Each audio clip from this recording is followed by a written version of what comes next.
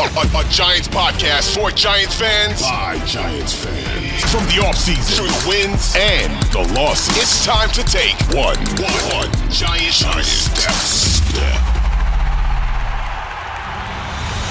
Welcome in to One Giant Step. I'm Shaun Morash. He's Bryce Gelman. The draft is in the rearview mirror. After all the weeks and months of buildup, it felt like since October, the draft is in the rearview mirror, and we will try to break it down the best we can here on One Giant Step. Again, now that the draft is complete, we have a couple pillars to look forward to here, right? We're going to get a little look with some rookie camps going on.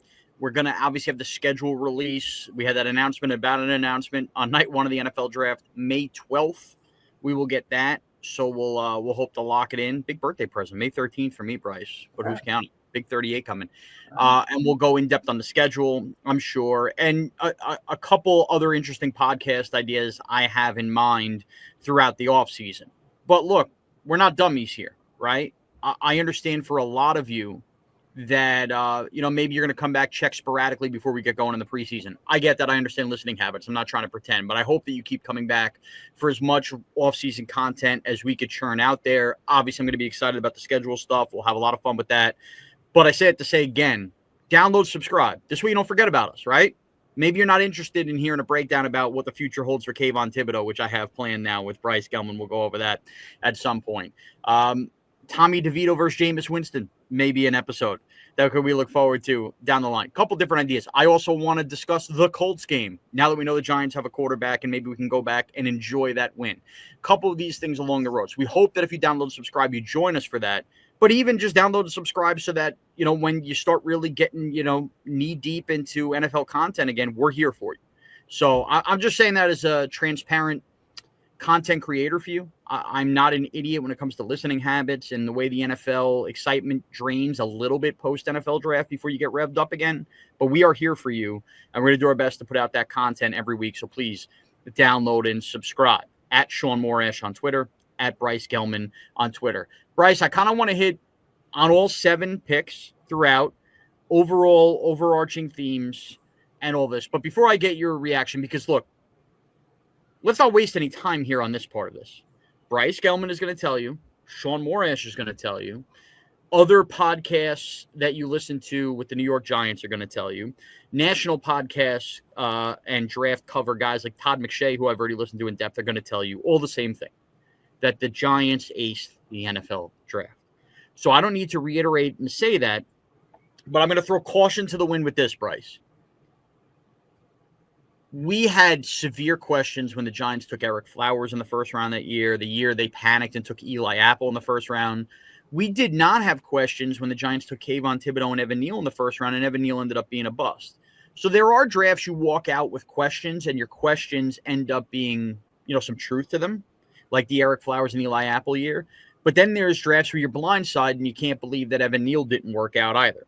So I think it's silly to say the Giants got an A+ on a draft today.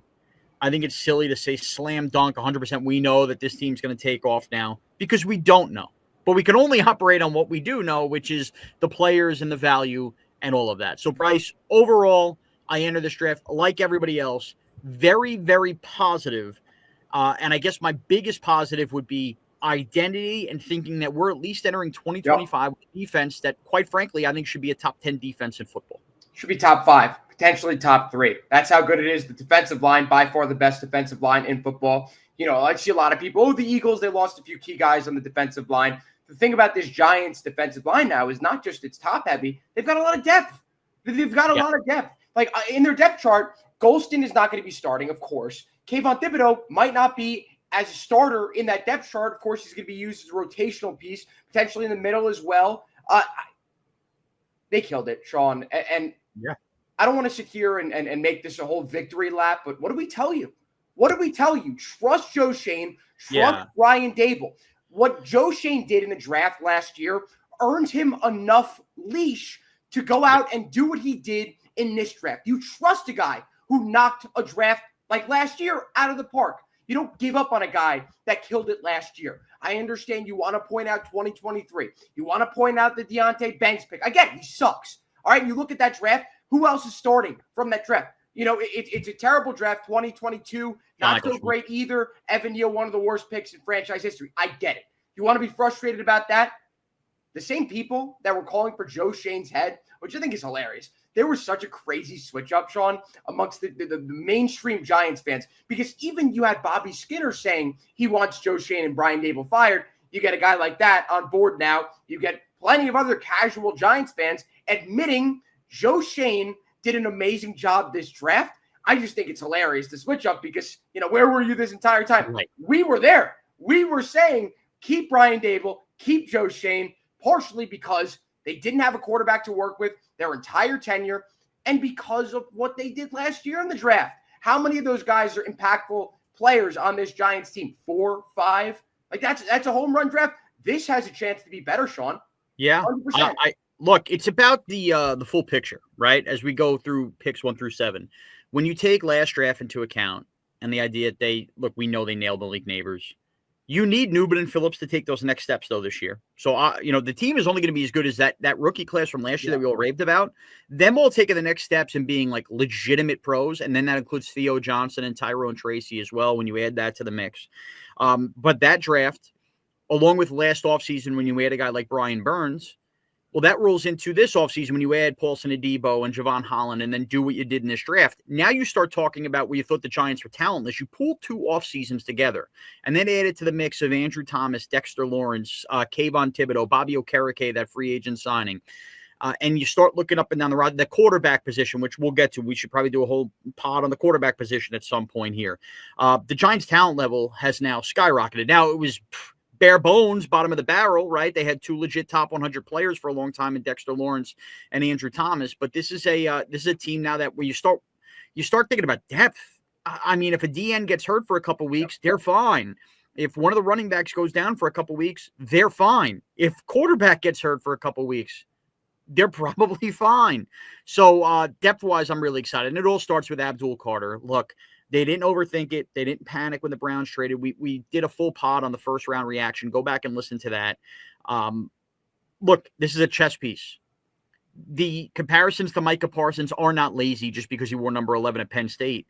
He is a roving type of guy who obviously went to the edge this year at Penn State, exploded with his sack totals, but he could play. He could be that Justin Tuck of this giant NASCAR package where he slides to the inside plenty, and you just don't know what direction when these guys are on the field, Burns, Kayvon, and Carter, along with Dexter Lawrence, along with Chauncey Golston, where they're going to be coming and how you're going to protect that 3rd and 8s where A.J. Brown or on a 4th down is running down the sideline for 50 yards and a touchdown at MetLife Stadium like he did last year. That's a spot where Jalen Hurts should get sacked now for this Giant team. So look, it jumps off the tape. If you're looking for a team just to add great players, Abdul Carter might be the best player that comes out of this draft, if not the second best player that comes out of this draft.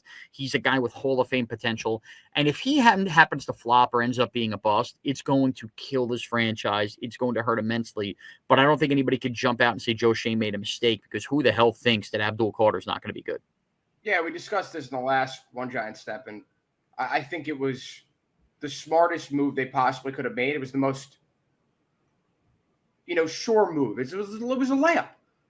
At this point, with what happened with Shedeur Sanders, which I want to get to, because not to say I called that, but I discussed it. So I said some of the mock drafts have been going at the back end of the first round. You said, you can't listen to the mock. He went in the 5th round. Just want to say, but I think considering what we saw with that was a consideration at the number 3 overall pick. They didn't go with that.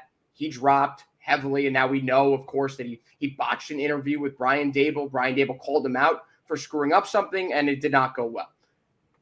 With all that being said, they took the best player available, and I think when you're that high up in the first round, you don't draft based on team need. The Giants didn't do that. They already have a stack. Because you don't have enough talent. Exactly. You don't have enough exactly. The only time you could go wrong, in my opinion, the only time you can go wrong is when you start throwing darts at tight end and running back in the top 5 of the draft. Then if you're that big. Yeah, you can't do that. You can't do that. We haven't seen much success with that, of course, with Saquon Barkley with the Giants 6 years ago or 7 years ago. So I think this was the right move. You saw the Giants continue to make the right move. It's not the sexiest move per se. I mean, it could turn out to be sexy. It could turn out to be sexy, but it was the right move. It wasn't like, we're going to throw a dart at some random guy. And I mean, of course, it was the 3rd overall pick. It was what everyone projected, and they did exactly what people wanted them to do. Great. Terrific. So I want to talk about Jackson Dart next, but Bryce, I haven't even talked to you about this, kind of put a bullet list of things I want to hit on podcasts coming up in the next couple of weeks. Once we break up the schedule, the podcast I want to drop next week is talking about the quarterback room in general and a timeline for Jackson Dart. So I don't want to spill all the beans on that here, but look, here's my reaction to Jackson Dart. I am somebody that prides myself on loving college football Saturdays. I know some of you in the Northeast jump in, whatever. Jackson Dart had some moments where he forced a lot of throws in some fourth quarter big games. The game everybody's going to point to is Florida with the college football playoff on the line. He has a gunslinger mentality at times. He likes to rip it down the field, and it came back to haunt them. That was my biggest worry about Jackson Dart. He doesn't have elite NFL arm, good NFL arm. Certainly one you could absolutely win with, but he's not Josh Allen throwing the ball 80 yards down the field. You know, you're talking about a guy 50 yards down the field. Okay, whatever.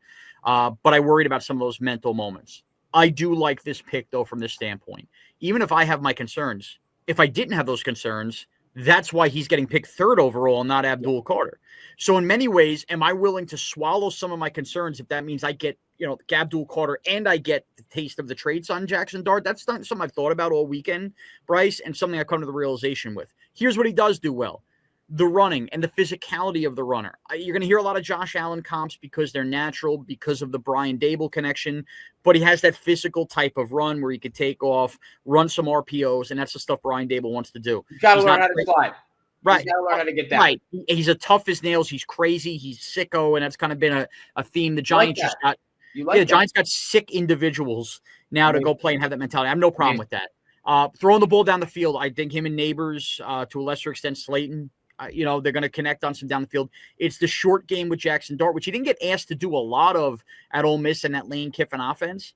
That needs work, and I think that's why Brian Dable, I think, smartly stood at the podium with Joe Schoen after they took him and named Russell Wilson the starter, because they want to take their time with Jackson Dart. Does that mean Jackson Dart can't surprise? It's like a 5% chance surprise everybody July through August, like Russell Wilson ironically did after Seattle paid Matt Flynn, and go win the starter's job where he's sure, that'd be great. We'd welcome that.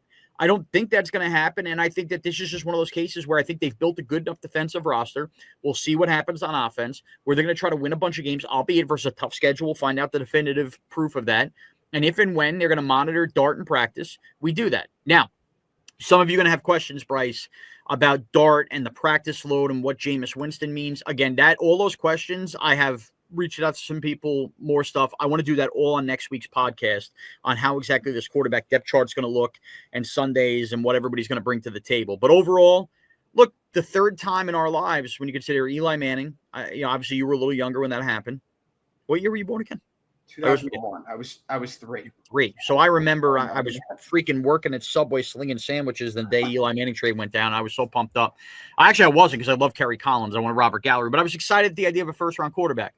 Daniel Jones, we all kind of had that moment, but I had this same approach where I went in and I go, this is our guy. Look, I see the positives, and I got burned.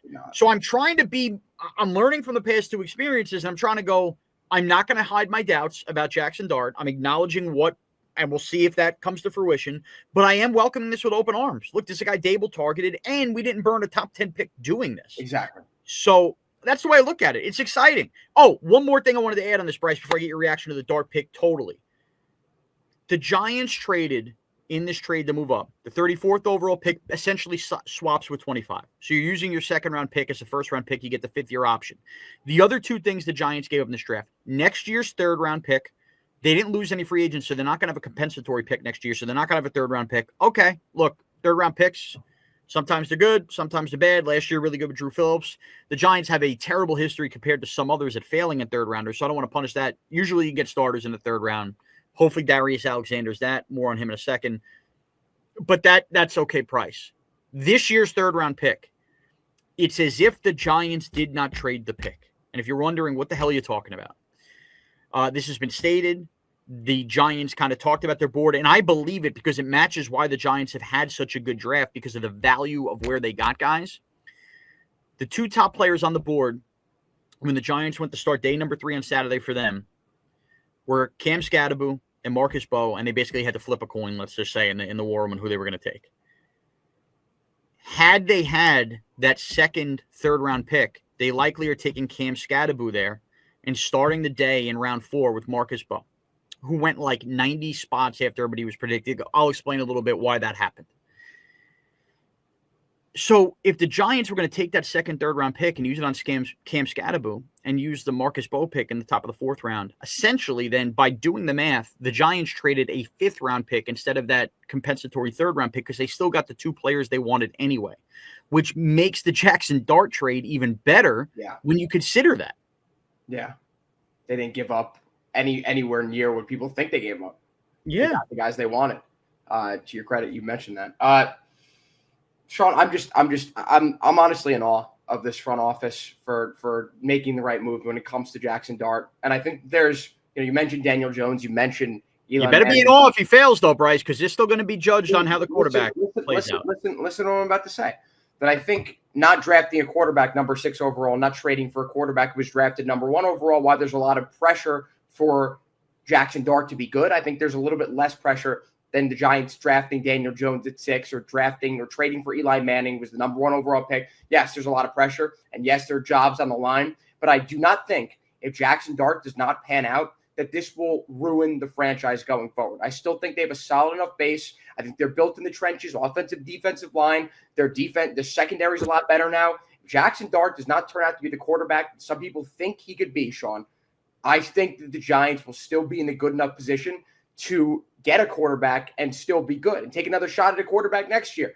And obviously, if he redshirts, the Giants won't do that. But in 2 years, 3 years, fine, so be it. It's not the biggest deal if Jackson Dart does not turn out to be amazing.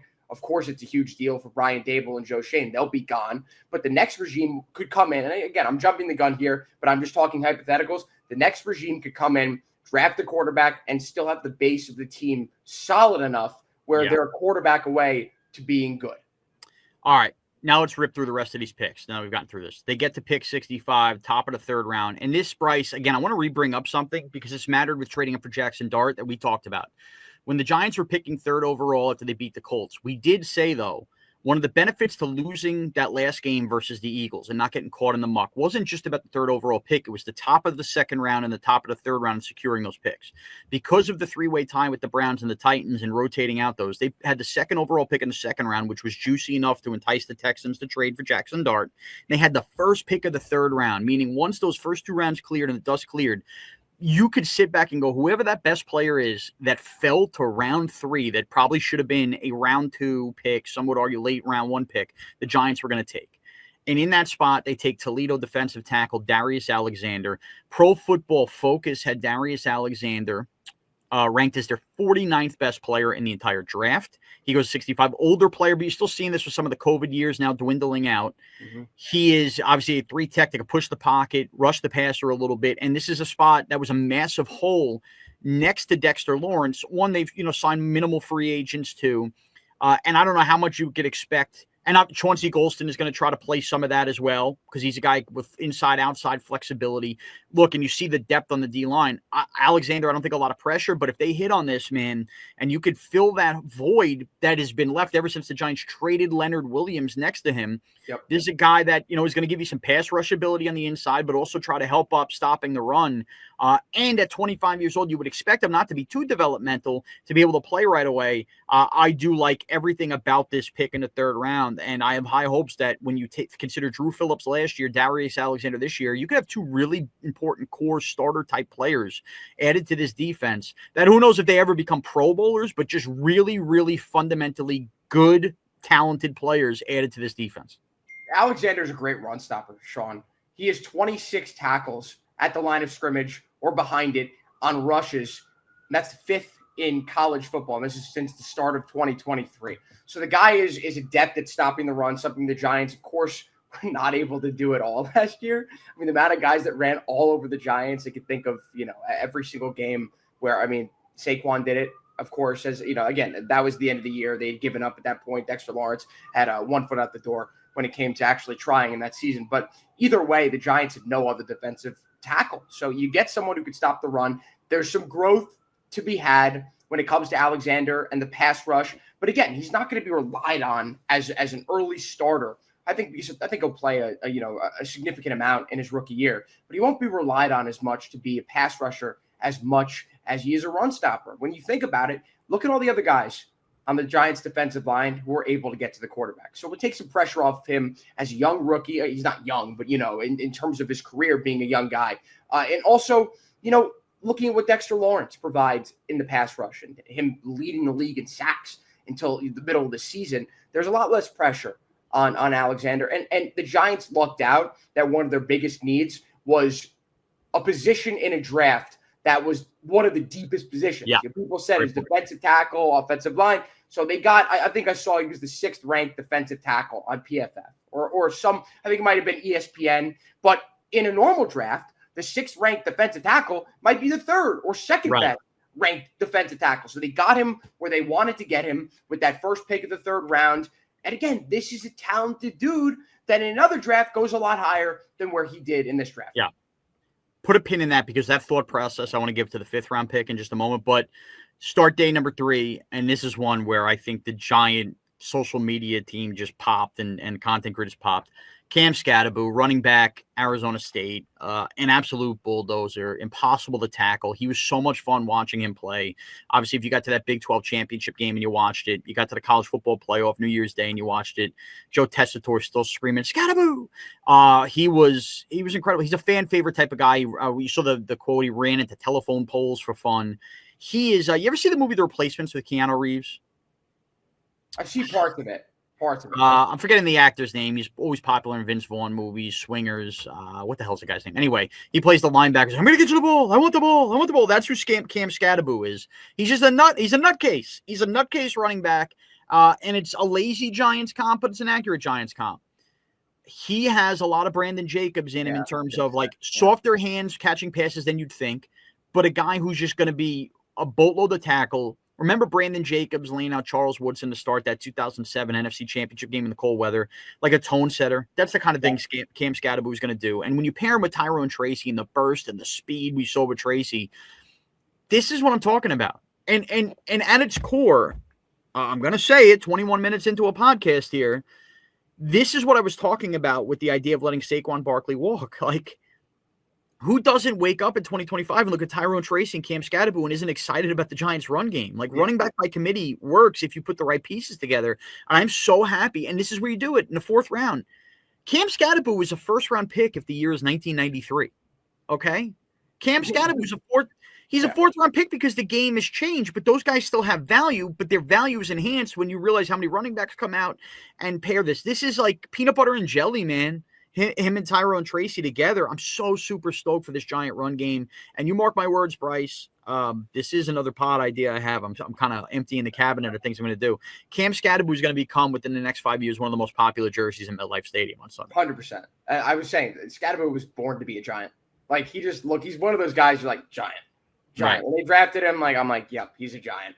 I think, drafting him where he was drafted, of course, there's a lot of value in that. It's not like the Giants reached for him. So I think that's a positive. Another positive, as you said, is the fact that he's going to be in a committee. He's not drafted to be the starting running back of the Giants. You've got Tracy with the burst and the speed. People complaining of Scatterbo, he's got slow speed. His 40 speed is not amazing. Who cares? But look at his break-off tackles, man. He's going to wear down defenses. And especially when the games get more important and your defense is grinding and you start playing some cold weather games late November, December, January, if they're any bit important, that's the kind of thing. Picture the Giants pass rush on one side, make it a quarterback's life a living hell. And now picture, okay, we're so worried about covering Malik Neighbors. Wait, now we have to deal with this battering ram and it's 30 degrees out.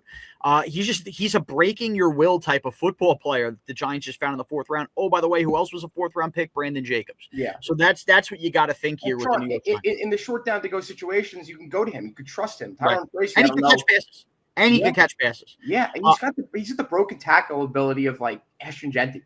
Like, he obviously doesn't have the speed of Genty, but he breaks tackles almost just as well as he does. You got him in the 4th round compared to Genty getting drafted 6th overall. It's amazing value. So now this is the most interesting pick of the draft, I think, is when you get to the 5th round. Marcus Bow, spelled M-B-O-W. Pro Football Focus had him as the 84th ranked player. He's a guy who played right tackle, obviously. Purdue, blocked for Tyrone Tracy. Enormous run blocker, which the Giants need. And look, the Giants ignored offensive line in the draft last year. Here's the thing about Marcus Bowe. There were some rumors that he fell because of medicals, and Joe Schoen kind of shot that down, that he didn't. Also, Brian Dable said they're going to start him off at tackle, but he has the flexibility. Some think he eventually could be a center, could be a guard. You know what this reminds me a lot of? Again, a David Deal, where he could play kind of everywhere on the offensive line. By the way, where was David Deal picked? The 5th round. So now you're starting to get back to some of these things that make the Giants great. So now some might be saying, well, now it's a 5th round pick. Why did he go in the 5th round if it wasn't for medicals? And the consensus, if you listen to enough people who are smart about this thing, will say the offensive line portion of this draft was relatively thin. Let's call it 25 guys, 20 guys, somewhere in that range that people think could legitimately start games in the NFL. And Marcus Bowe was probably on the last end of that. But because of that thinness, you have seen plenty of drafts where teams just go flyers on offensive linemen, 4th round, 5th round, 6th round. And we see those guys pan out later on. They end up catching on with other teams and making decent money. And you're always wondering as a Giant fan going, wait, how come we couldn't get that guy in the 4th round, 5th round, 6th round? That's the kind of pick we're talking about here. But because teams all went 10 offensive linemen in the 1st round, more in the 2nd round, by the time you got to day 3 on Saturday, and I said Marcus Bowe was at the top of the Giants board when they took Cam Scadaboo. Joe Schoen played the draft board right because teams at that point were looking to throw their darts at other positions when so many had already addressed offensive line type starters in the draft. They had other holes to fill.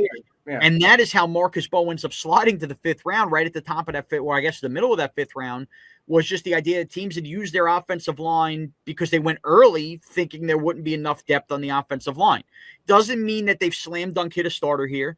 I'm very interested. My guess is Marcus Bowe is not starting week 1 as a 5th rounder. They'll start a Luminor. They'll probably start. They probably hope Evan Neal can win the right guard job, but most likely it'll be Greg Van Roten. They'll probably start with the same offensive line they had last year. And if an injury pops, and, as the season goes on, then you work him in. But look, it would be nice for the Giants to hit on a day 3 offensive lineman for once. And this feels like it has a higher probability of hitting when you consider how much higher graded he was and why he fell in the circumstances.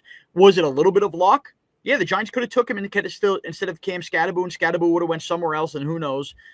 The Giants may have gotten lucky here, and that's okay. They're due for a little bit of luck. Yeah. But overall, there is nothing to be upset about. And if for whatever reason Marcus Bowe stinks, that'll hurt because they didn't use a pick on an offensive lineman last year. This is the pick they're using this year. You want to be able to develop these guys. Azudu was a bust. McKeithen was a bust. That, of course, a much different draft class. Evan Neal was a bust. Going back to the well and drafting offensive line, only 1 pick on offensive line the last 2 drafts that everybody's grading high. You want to hit, but if he doesn't, it is only a 5th round pick.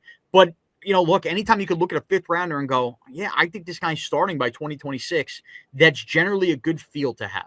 Yeah, and someone who like Bowe, he could play anything. He could play any position on the offensive line. He could play left tackle, left guard. He could play everything. And you look at a guy like JMS, and when the Giants' offensive line was at its best through the Bengals game when Andrew Thomas got hurt with the Liz Frank injury, who was the weakest link on that offensive line? In my opinion, it was JMS. It wasn't Van Roten. It was JMS. So you look at Bowe. He could be that guy. If JMS does not, he does not improve, what is this going to be, his 3rd season? Yeah. You've got the depth to replace him with Bowe if you trust him enough. Here's the other thing, Shaun. You look at a team like the Lions who employ Dan Skipper as their 6th offensive lineman. Right. Couldn't Bowe be that guy? Couldn't you bring him in sets where you're going with 6 offensive linemen? Is that not a place you can use him as well? It's certainly possible.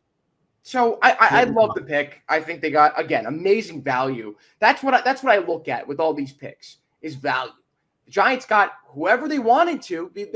I saw so many mock drafts before the draft that had these 3 guys in them. Alexander, they had Scadaboo, and they had Bowe. All 3 of those guys, of course, get drafted by Joe Schoen. It makes you think it was Joe Schoen looking at the fans' mock drafts. Yeah, at that point. It's funny. I mean, he knocked out of the park with guys they wanted the Giants to draft. Let's see how it pans out. Again, great value. If these guys don't pan out, it is what it is. They took a swing at these guys. It is what it is. And I think that there's a good chance that at least 2 or 3 of those guys are going to be impactful starters for the Giants for years to come. Okay, just real quickly, 7th round. Look, these guys, they don't work out. They don't make the team. Tommy Fedoni, the tight end out of Nebraska. Here's why I like him. When he came out of high school, he was in the same recruiting tight end class as Brock Bowers, was the only guy ranked ahead of him. Now, Brock Bowers was a slam dunk rookie of the year. Tommy Fedoni is a 7th-round pick. Why was he a 7th-round pick? Well, he has 2 torn ACLs under his belt in college. He's a wide tight end, can go down the seam and catch it.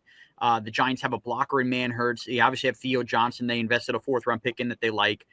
I think best case scenario, they think Fedoni gets on the field, works his way in some packages, can go be a seam type catcher, or maybe Russell Wilson gets him involved early in the year. Health is obviously going to be a concern. He's sick. He tattoos himself. That's why he has the name Tommy Tats. They had a Tommy Cutlets. Now they have a Tommy Tats. Be very funny. Look, I don't have a lot of input other than it's a 7th-round flyer on a guy that at a position where day 3 guys like Travis Kelce or George Kittle can hit. Forgetting where Kelce was drafted now, but I know Kittle was a 5th-round pick. Maybe a hit. If he was high enough ranked at one point to be ahead of Brock Bowers, I'm okay with that. And then lastly, Corey Black, the corner that they took in the 7th round. Great speed, great length. Has a little bit of like a Cordell Flott look to him a little bit, but a little bit faster. That's a guy you expect to make the team and gun on special teams, be kind of your 6th corner, and maybe he develops. Look, corner depth is always something you want to have. Yep. And I actually love the Giants' corner depth after that, because when you talk about Flott now not being necessarily a starter in the mix there, you add a Black down the line. They also signed an undrafted free agent, the MVP of the Shrine Bowl. I'm forgetting his name now. But I don't know. You have any hot takes on Fedoni or Black? I'm not going to pretend that I've done like a lot of in-depth pre-draft studying. 2 7th-round picks, whatever. Right. You know, like really, I mean, are we really going to sit here and go in depth on these guys maybe in the future when I've got more time to research them? I focus mainly on the first 5 guys drafted. So I think you can never have too much depth at tight end and cornerback. The Giants, you still don't know what you have in Theo Johnson. You'd like to think that with Russell Wilson at the helm that he'll develop a little bit more, but you don't know. You don't know. So you're drafting a guy, as you said, with high upside, low risk at that pick. Let's hope he pans out. And again, the cornerback position, you see so many teams with such thin depth at cornerback, the top heavy. They're 1 or 2 of their top guys goes out. They got to put someone in who wouldn't be on the roster of a bunch of different teams. They have to take a guy off the practice squad to be a starter in a big spot later on in the season. The Giants, they did their due diligence when it comes to the cornerback position. They, of course, invested in a guy like Paul Debo. So they're in a good spot right now when it comes to that position. That's what I see that pick in the 7th round as. Again, if he pans out, terrific. If he doesn't, whatever. Yeah, I also just want to add one more to this. This was important to me, and I just want to get his name right. So the one position that bothered me that the Giants didn't address, that they ended up addressing, and I kind of understand why they didn't, the kicker position. Yeah. So in the draft, I'm trying to find. I think he's from New Mexico. I think. Now why can't I find him? I can't find him. Of course, you would think this would be the easiest thing to Google. Anyway, I'll just the Ravens are probably dumping Justin Tucker after. Let's pick him up. Let's pick him up. Well, after his whole massage, we'll see what happens. And the Patriots drafted a kicker, but they went a little earlier. I think the Giants were sitting back with one of those 2 7th-rounders, probably waiting. And then at that point, they take what they got to do. So they signed an undrafted free agent. I hope the kid's good and got a live leg. Maybe you stash him until Gano gets hurt. But the Giants really have to start thinking about a future beyond Graham Gano. I don't think his cap hit's worth it. How many years in a row does he need to get hurt? Giants certainly don't need to be in a position where they don't have a freaking kicker and they're signing Randy Bullock again off the street.